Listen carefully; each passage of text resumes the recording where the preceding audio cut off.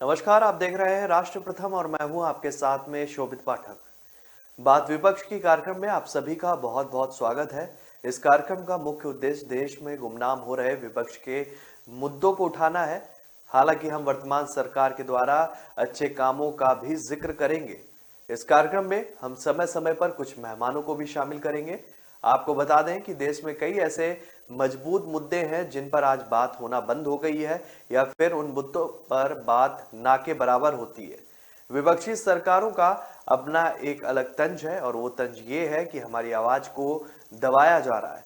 अब ऐसे में सवाल उठता है कि आप वास्तव में उनकी आवाज को दबाया जा रहा है, ये भी एक बड़ा सवाल है। अब ऐसे में वर्तमान सरकारों की हम बात करें तो सरकारों की तरफ से साफ किया जाता है कि समस्या कोई भी हो, हम उस समस्या को दूर करने के लिए भरकश प्रयास करते हैं या कर रहे हैं, जिससे उस समस्या को दूर किया जा सके। फिलहाल काफी कुछ है बात करने को लेकर, तो आज हम कार्यक्रम की शुरुआत करेंगे शिवपाल सिंह की राजनीति सफर के बारे में और अखिलेश यादव से जो उनके मतभेद हुए हैं इस पर भी विस्तार से आज बात करेंगे।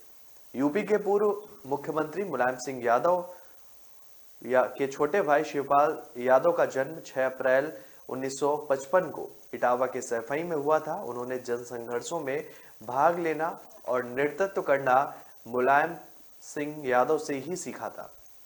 शिवपाल यादव जसवंत नगर सीट से कई बार विधायक भी बने। मुलायम की सरकार में सबसे कद्दावर मंत्री भी बने। मायावती सरकार के कार्यकाल में 5 मार्च 2012 तक प्रतिपक्ष के नेता भी रहे। शिवपाल सिंह यादव ने गांव की प्राथमिक पाठशाला से पूर्व माध्यमिक शिक्षा ग्रहण की और हाई स्कूल व इंटरमीडिएट की शिक्षा जैन इंटर कॉलेज करहल मैनपुरी से की। स्नातक की पढ़ाई के डिग्री कॉलेज इटावा और लखनऊ विश्वविद्यालय से बीपीएड की परीक्षा उन्होंने उत्तीर्ण की। शिवपाल सिंह यादव का जो विवाह है वो 23 मई 1981 को हुआ था और इनकी पत्नी का नाम सरला यादव है। शिवपाल यादव की एक बेटी डॉक्टर अनुभा यादव और एक बेटा आदित्य यादव भी है। शिवपाल 1988 से 1991 और फिर 1993 में जिला सहकारी बैंक इटावा के अध्यक्ष चुने गए थे। 1995 से लेकर 1996 तक इटावा के जिला पंचायत अध्यक्ष भी रहे और इस बीच 1994 से 1998 के अंतराल में उत्तर प्रदेश सहकारी ग्राम विकास बैंक के भी अध्यक्ष का उन्होंने दायित्व संभाला था। समाजवादी पार्टी की राजनीति में चाचा शिवपाल सिंह यादव और भतीजे अखिलेश यादव के मतभेद 7 साल पहले सार्वजनिक हो गए थे। तब से दोनों कई बार दूर हुए और कई बार पास भी आए। सगे चाचा भतीजे के बीच सियासी संबंध बनते बिगड़ते भी रहे, पर पहली बार अखिलेश ने चाचा शिवपाल यादव को सपा से आजाद कर दिया था। 4 साल पहले खुद शिवपाल ने सपा से अलग होकर प्रसपा लोहिया बनाई थी। शायद इसलिए भतीजे अखिलेश यादव के जहां चाहे जाए वाले संदेश का जवाब देते हुए शिवपाल ने कहा कि मैं तो हमेशा से आजाद था। आपको बता दें कि मुलायम सिंह के परिवार की छोटी बहू अपर्णा पहले से ही भाजपा में जो है वो शामिल हो चुकी हैं। अब शिवपाल भाजपा के करीबी जाते देखे जा रहे हैं। वो लगातार सपा की साइकिल से ही विधायक बनते आ रहे हैं। सपा से अलग होने के बाद क्या वह अपनी विधानसभा सदस्यता छोड़ेंगे, यह भी सवाल अब अहम हो गया। खास बात यह है कि सपा ने शिवपाल को पार्टी से निकाला नहीं है, बल्कि बाहर जाने का खुद ही रास्ता दिया है। आपको बता दें कि असल में सपा सरकार में रहते हुए शिवपाल व अखिलेश के रिश्ते 2015 से ही बिगड़ने लगे थे और अगले साल मतलब कि 2016 में पारिवारिक विवाद व सत्ता संघर्ष के चलते हालात और खराब हो गए। विधानसभा चुनाव के मौसम में 1 जनवरी 2017 को अखिलेश यादव ने खुद ही सपा के कमान संभाल ली और शिवपाल पार्टी में सभी पदों से हटाकर किनारे कर दिए गए। अलबत्ता वह सपा से ही चुनाव लड़े और विधायक भी बने। 2019 के लोकसभा चुनाव से पहले शिवपाल ने सपा छोड़कर अपनी पार्टी प्रसपा लोहिया बना ली थी। अपनी पार्टी से वो फिरोजाबाद लोकसभा चुनाव लड़े लेकिन जीत नहीं पाए और इस साल 2022 के चुनाव के वक्त अखिलेश शिवपाल के घर गए और अपनी पार्टी में उन्हें शामिल कर लिया था। इस कारण शिवपाल ने अपनी रथ यात्रा छोड़ दी थी और सपा के टिकट पर चुनाव लड़े और जीत भी हासिल की।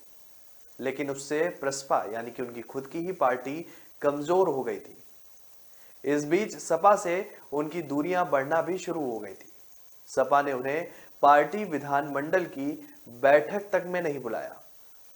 तब तक राष्ट्रपति चुनाव आया तो शिवपाल को सपा ने बुलाया नहीं, तो वह खुलकर एनडीए प्रत्याशी के पक्ष में आ गए और उन्हें वोट दिया। अखिलेश ने शिवपाल यादव द्वारा विपक्ष के प्रत्याशी यशवंत सिन्हा के बयान के आधार पर नेताजी के अपमान का मुद्दा बनाकर पत्र लिखने को भाजपा की साजिश का हिस्सा बताया था और कई मौकों पर शिवपाल ने कहा था कि सपा में उन्हें सम्मान नहीं मिल रहा है और अखिलेश ने पत्र जारी कर कह दिया है कि जहां ज्यादा सम्मान मिले आपको वहां जाने के लिए आप स्वतंत्र हैं। शिवपाल यादव से जुड़ा हुआ एक बयान भी है, हम चाहेंगे कि आप वो सुने।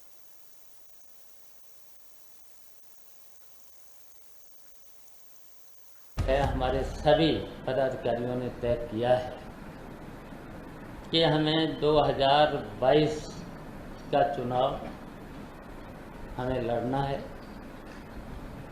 और इस तरीके से हमें संगठन को मजबूत संगठन बना करके प्रदेश संगठन, जिला स्तर का संगठन और बूथ स्तर का संगठन कि 2022 में प्रगतिशील समाजवादी पार्टी अकेले सरकार बनाए।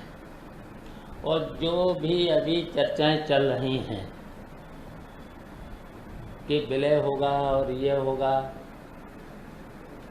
तो उस पर तो बिल्कुल विराम लग जाना चाहिए।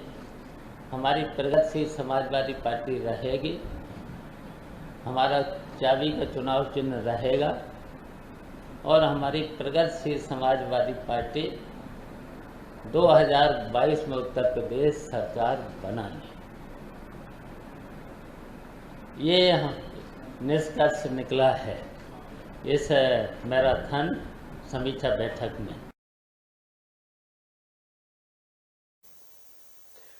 तो ये बयान आप सुन रहे थे, ये बयान उस समय का है जब विधानसभा चुनाव उत्तर प्रदेश में होने वाले थे और उसको लेकर ये भी अटकलें लगाई जा रही थी कि समाजवादी पार्टी के साथ में प्रगतिशील जो समाजवादी पार्टी है उसका विलय हो जाएगा और ये अंत में जो है चुनाव वो सपा की ही टिकट पर लड़े शिवपाल यादव। लेकिन ये बयान उससे पहले का जब वो कह रहे हैं कि प्रगतिशील समाजवादी पार्टी किसी के साथ में उसका विलय नहीं होगा, हम अकेले दम पर जो है उत्तर प्रदेश में चुनाव लड़ेंगे और सरकार बनाएंगे। बड़े बड़े दावे भी किए गए शिवपाल सिंह यादव के द्वारा और इससे पहले जब जैसे जैसे चुनाव की तारीखें पास आती गई वो वादे जो थे वो धराशायी होते गए। हरिओम यादव से मुलाकात होने पर शिवपाल यादव ने कहा था कि वो हो सकता है कि बहुतों को अच्छा भी लगा हो, कुछ ना कटाक्ष भी समझा हो, लेकिन अखिलेश यादव को तो नागवार ही गुजरा होगा। शिवपाल यादव ने कहा था कि हम तो चाहते थे कि हरिओम यादव विधायक बन जाए, लेकिन वो हार गए। हरिओम यादव दरअसल मुलायम सिंह यादव के समधी हैं और 2012 में सितारगंज से समाजवादी पार्टी के टिकट पर विधायक बने थे, लेकिन 2022 के चुनाव से पहले पाला बदलकर बीजेपी में चले गए थे।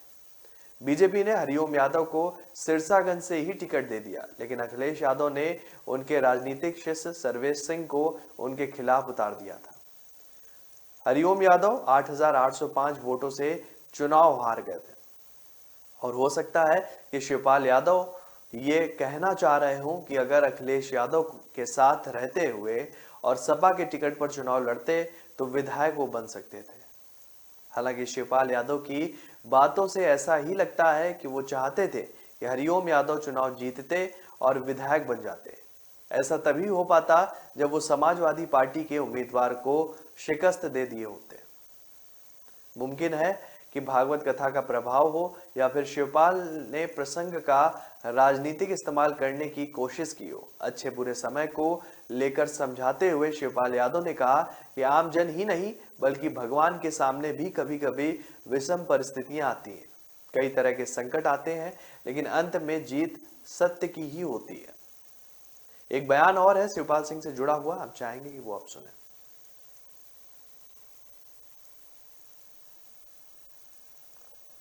नेताजी को तो खुली छूट है, लेकिन हम जानते हैं वो दुखी जरूर हैं और मेरे साथ भी हैं, मुझे आशीर्वाद भी दिया है और उन्हीं के इजाज़त से मैंने पार्टी बनाई है। लेकिन अब उनके पार्टी का मोह है, उन्होंने जो पार्टी बनाई है, पार्टी तो नेताजी ने बनाई और नेताजी के साथ हम भी रहे, तो इतनी बड़ी पार्टी बनाई है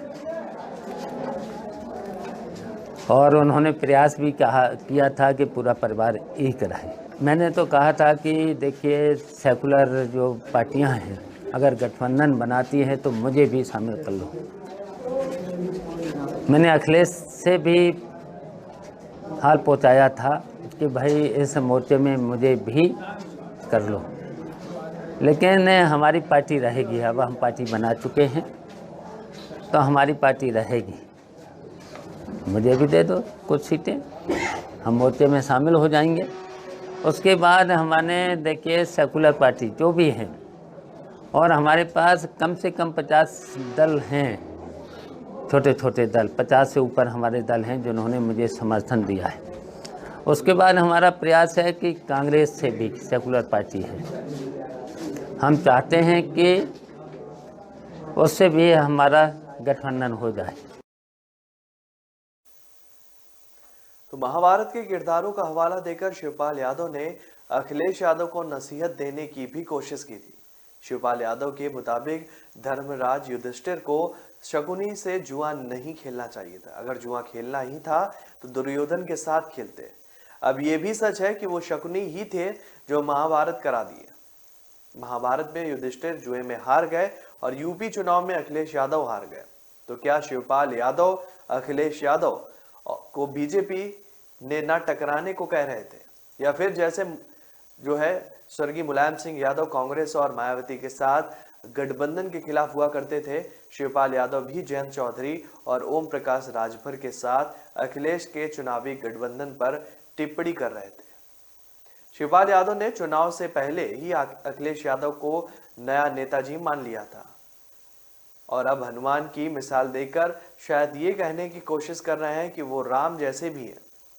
जैसे कि चिराग पासवान बिहार चुनाव के दौरान अपने और प्रधानमंत्री नरेंद्र मोदी के रिश्तों को समझाने की कोशिश कर रहे थे। समाजवादी पार्टी में मुलायम सिंह यादव को नेताजी कहा जाता था और शिवपाल यादव के अखिलेश यादव को नेताजी बताने का मतलब नेतृत्व स्वीकार करना ही समझा गया। आपको बता दें कि शिवपाल यादव खुद के समाजवादी पार्टी का विधायक होने का दावा कर रहे थे, क्योंकि वो उसी के चुनाव निशान पर जसवंत नगर सीट से विधानसभा पहुंचे थे, लेकिन अखिलेश यादव उनको गठबंधन साथी ही मानते थे। शिवपाल यादव का अलग ही पैतरा नजर आ रहा था और ये समझना मुश्किल हो रहा था कि वो चाहते क्या है। शिवपाल से रामायण और महाभारत के किस्से सुनने के बावजूद अखिलेश को अपने चाचा में हनुमान से ज्यादा विभीषण होने का संदेह जागृत हो गया। अखिलेश यादव को विधायक दल की बैठक में समाजवादी पार्टी का नेता चुना गया। आजमगढ़ लोकसभा सीट से इस्तीफे के बाद ही ये साफ हो गया था कि अखिलेश यादव ही विधानसभा में विपक्ष के नेता की भूमिका निभाना चाहते हैं। 2017 में जब बीजेपी की सरकार बनी थी तो राम गोविंद चौधरी नेता प्रतिपक्ष बने थे, लेकिन अखिलेश यादव ने इस बार खुद ही लड़ाई के मैदान में उतरने का फैसला किया और खुद विपक्ष की कमान अपने हाथों में ली। एक बयान और भी है, हम चाहते हैं कि वो आप सुने। नेताजी के पास में मुख्यमंत्री अखिलेश यादव और हम लोग आजम भाई से लेकर के अभी बैठे थे, तो नेताजी का मुझे आदेश मिला है कि अखिलेश यादव और श्री राम गोपाल जी को तत्काल प्रभाव से अभी बहाल किया जाता है और उनका निष्कासन रद्द किया जाता है और सभी हम सब लोग मिलकर के सांप्रदायिक ताकतों से सब लोग मिलकर के लड़ेंगे और पुनः उत्तर प्रदेश में समाजवादी पार्टी की पूर्ण बहुमत की सरकार बनाएंगे। ये आदेश मिला है मुझे और हम लोग मिलकर के लड़ेंगे और सब लोग बातचीत करके सब प्रत्याशी तय कर लेंगे और तय करके सब लोग मिलकर के 2017 के चुनाव में जाएंगे और उत्तर प्रदेश में पूर्ण बहुमत की सरकार फिर से बना देंगे। अब सभी बातें खत्म हो गई हैं, सब लोग मिलकर के चुनाव में जाएंगे और पूर्ण बहुमत के उत्तर प्रदेश में पुनः फिर सरकार बनाएंगे। तो लगातार वो कहते रहे कि अब सब कुछ खत्म, जो खत्म हो रहा था वो अब सब सही हो गया है, अब हम लोग साथ मिलकर चुनाव लड़ेंगे और सरकार बनाएंगे। हालांकि ऐसा जो है वर्तमान में होता नहीं दिखा और समाजवादी पार्टी दूसरे नंबर की पार्टी उत्तर प्रदेश में कहलाई। विधायक दल की बैठक में समाजवादी पार्टी के सारे विधायक पहुंचे थे, लेकिन शिवपाल यादव को बुलावा नहीं मिला था। ऐसा भी नहीं कि ये सिर्फ शिवपाल यादव के साथ था, डिप्टी सीएम केशव प्रसाद मौर्य को हराने वाली पल्लवी पटेल को भी नहीं बुलाया गया था। शिवपाल यादव का कहना था कि वो तो समाजवादी पार्टी के ही विधायक हैं। मीडिया से बातचीत में शिकायती लहजे में कहते हैं कि मैं तो सपा का ही विधायक हूँ। पिछले 2 दिनों से विधायक दल की बैठक में जाने का इंतजार कर रहा था, लेकिन हमें नहीं बुलाया गया। मैंने अपने तमाम कार्यक्रमों को स्थगित कर दिया और 2 दिन से मैं लखनऊ में ही हूँ और मैं इसका इंतजार कर रहा था। मालूम नहीं कि शिवपाल यादव ये क्यों भूल जा रहे हैं कि अरसा बाद मिलने के बाद अखिलेश यादव ने शिवपाल यादव को ना तो चाचा कहकर संबोधित किया, ना ही पूर्व समाजवादी पार्टी के नेता या पूर्व मंत्री ही, बल्कि प्रगतिशील समाजवादी पार्टी का नेता कहकर संबोधित किया था। समाजवादी पार्टी के उत्तर प्रदेश अध्यक्ष नरेश उत्तम पटेल का भी कहना है कि वो बैठक समाजवादी पार्टी विधायक दल की बैठक थी और यही वजह रही कि दूसरे दलों के नेताओं को नहीं बुलाया गया। मतलब साफ है कि सपा के सिंबल पर चुनाव लड़ने के बावजूद शिवपाल यादव को नरेश उत्तम दूसरे दल का नेता बता रहे हैं। नरेश उत्तम के मुताबिक सपा के सहयोगी दलों की बैठक अलग से बुलाई गई, जिसमें से बाकी सभी नेताओं को बुलाया जाएगा। सपा नेता का कहना है कि अपना दल कमेरावादी की पल्लवी पटेल को भी इसलिए नहीं बुलाया गया था। बड़ा सवाल ये भी था कि आखिर शिवपाल यादव चाहते क्या है? क्या वो समाजवादी पार्टी ज्वाइन करना चाहते थे? क्या यही सोचकर शिवपाल यादव ने अखिलेश यादव के साथ गठबंधन में एक ही सीट पर समझौता कर लिया था? क्या अपनी किसी खास रणनीति के तहत शिवपाल यादव ने सपा के टिकट पर चुनाव लड़ना स्वीकार कर लिया था?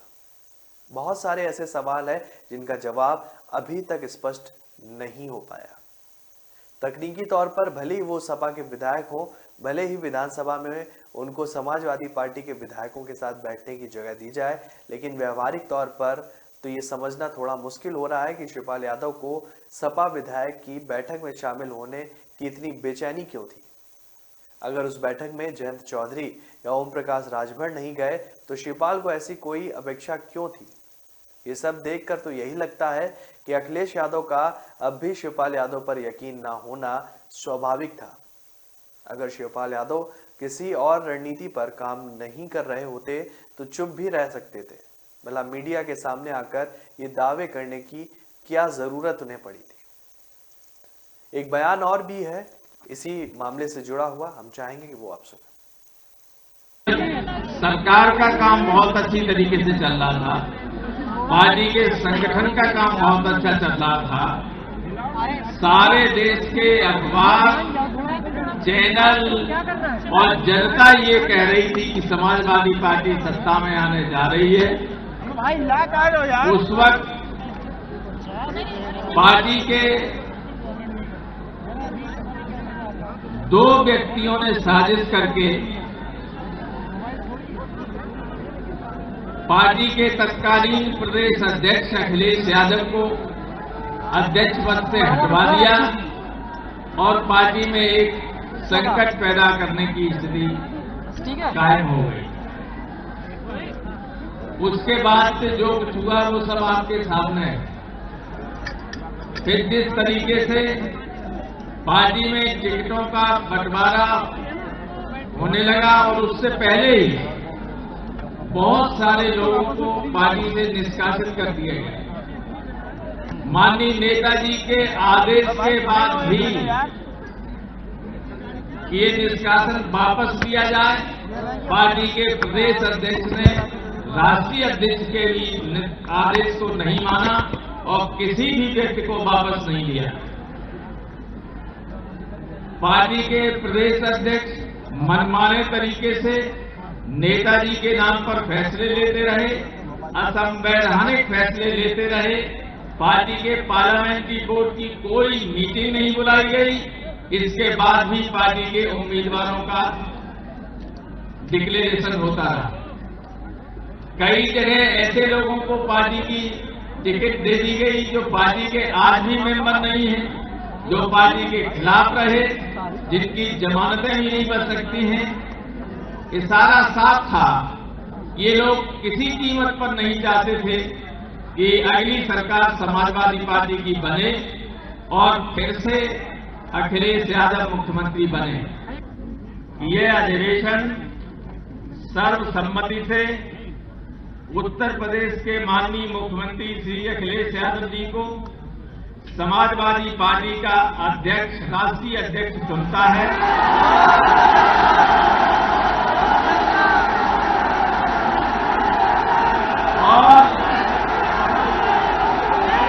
और उन्हें ये अधिकार देता है, ये पूरा प्रस्ताव सुन लीजिए,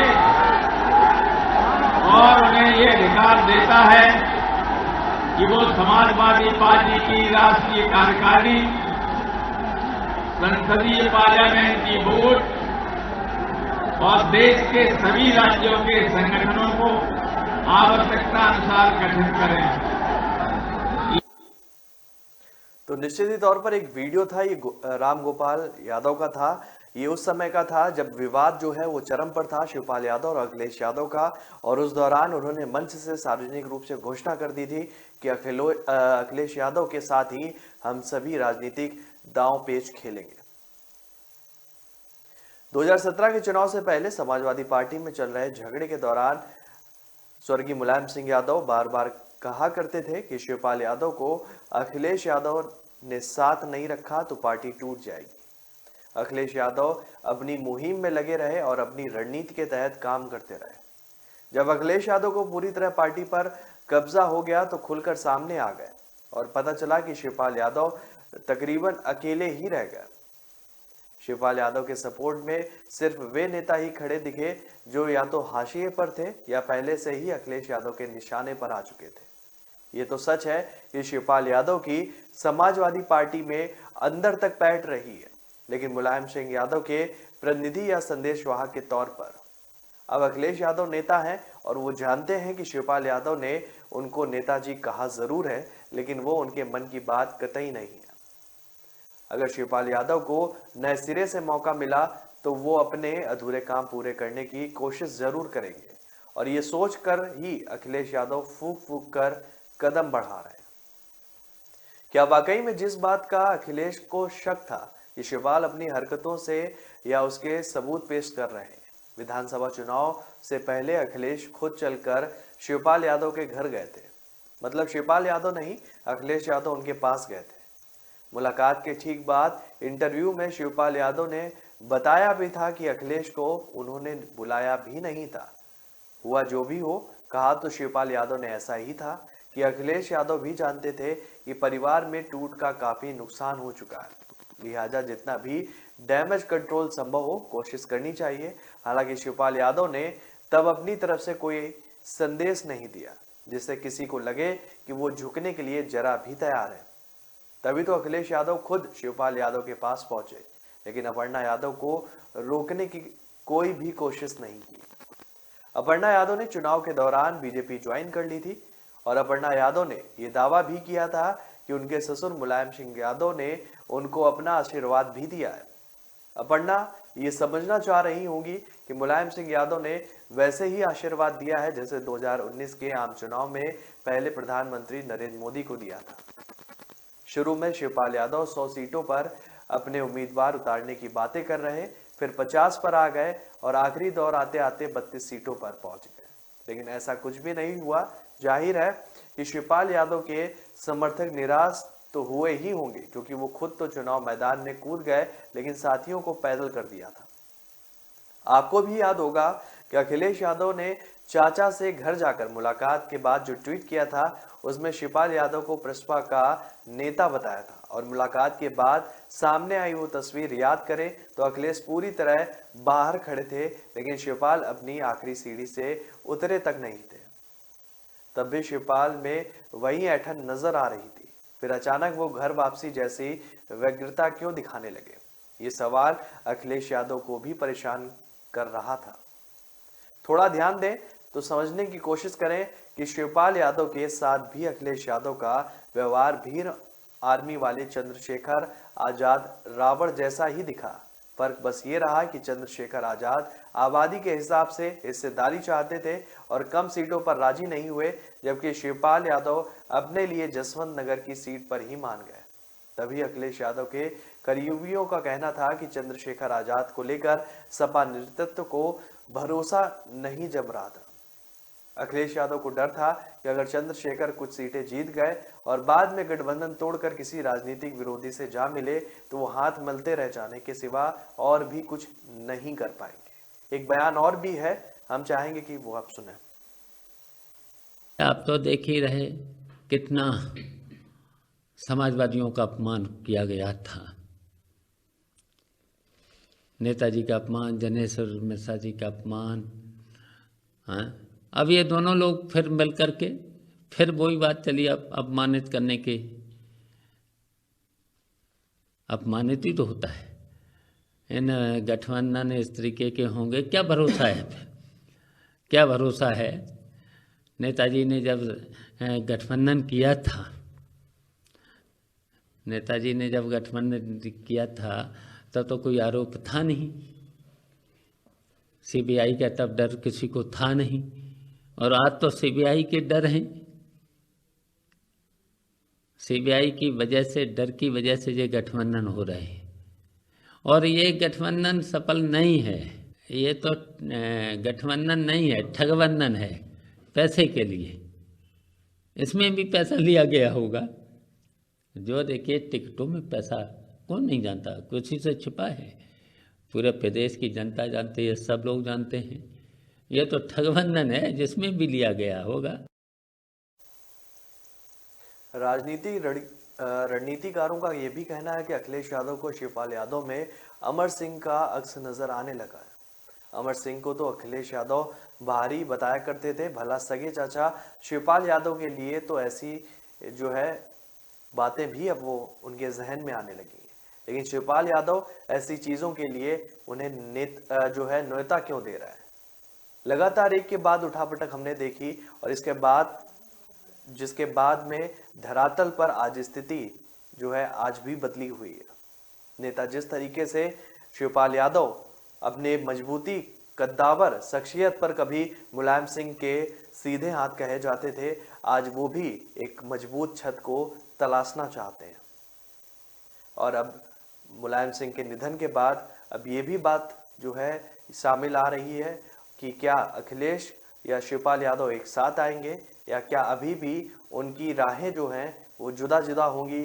ये भी आने वाले दिनों में, कुछ दिनों में भी साफ हो सकता है, क्योंकि समाजवादी पार्टी का अब मेन प्रतिनिधित्व अगर करेंगे तो वो अखिलेश यादव होंगे, क्योंकि कहीं ना कहीं सपा संरक्षक की भूमिका में मुलायम सिंह यादव भी अपने निर्णयों को अभी भी जो है दिया करते थे, और लगातार अपने निर्णयों की वजह से समाजवादी पार्टी में अखिलेश को कुछ गुंजाइश भी करनी होती थी। लेकिन अब समय परिवर्तित हो चुका है, मुलायम सिंह यादव अब नहीं है, तो अब ऐसे में जो समाजवादी पार्टी की साइकिल का पहिया है उसको और मजबूती से उत्तर प्रदेश में चलाने की जिम्मेदारी अखिलेश यादव की ही होगी। निश्चित तौर पर कह सकते हैं कि शिवपाल यादव वो भी अब चाहेंगे कि आपसी मतभेद को भुला दिया जाए और फिर से जो है अखिलेश यादव उनके करीब आ जाएं। लेकिन अब ये तो आने वाला वक्त ही बताएगा कि करीब कितने आ पाएंगे। तो आज हमारे इस खास प्रोग्राम में हमने बात की शिवपाल सिंह यादव की राजनीतिक यात्रा के बारे में और अखिलेश यादव से जुड़े हुए पहलुओं के बारे में कि किस तरीके से दोनों चाचा भतीजों में मतभेद हुआ और आज की वर्तमान स्थिति क्या है। हम कल फिर हाजिर होंगे एक नए मुद्दे के साथ में और उस पर ही विस्तार से बात करेंगे। तो फिलहाल हमें दीजिए इजाजत, तब तक के लिए नमस्कार।